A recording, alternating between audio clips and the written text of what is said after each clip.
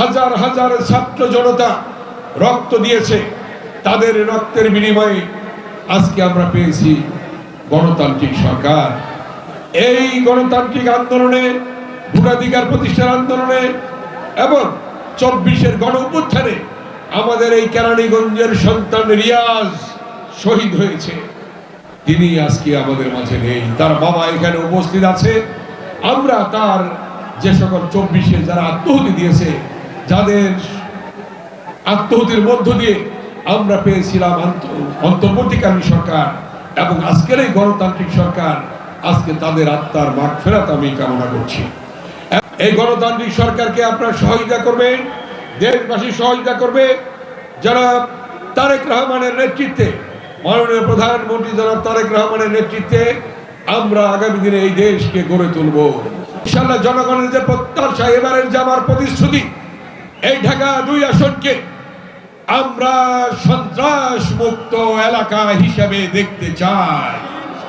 আমরা এই ঢাকা 2 আসনকে চাঁদাবাজ মুক্ত এলাকা দেখতে চাই। আমরা ঢাকা 2 আসনকে মাদক মুক্ত এলাকা দেখতে চাই। আমরা ঢাকা 2 আসনকে ভূমি দখল মুক্ত এলাকা দেখতে চাই।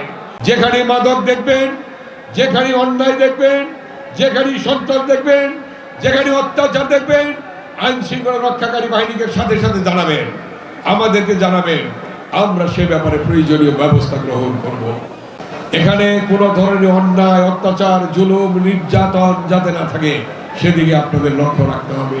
সেদিকে লক্ষ্য রেখে আমরা এই এলাকাকে ঢেলে সাজাতে চাই।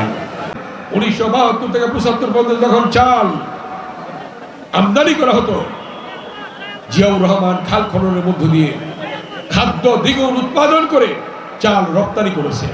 আজকেও সে চাল আমদানি কিন্তু আমাদের করতে হয়। আমরা দেখতে চাই এবং আমাদের মাননীয় প্রধানমন্ত্রীর যে প্রতিশ্রুতি জনাব তারেক রহমানের, তিনি আবার সেই শহীদ রাষ্ট্রপতি জিয়াউর রহমানের পথ অনুসরণ করে নতুন করে খাল খননের মধ্য দিয়ে ইরিগেশন প্রজেক্ট করে সেখানে তিনি আবার খাদ্য উৎপাদন দ্বিগুণ করে ইনশাআল্লাহ বাংলাদেশ থেকে আবার চাল রপ্তানি হবে ইনশাআল্লাহ।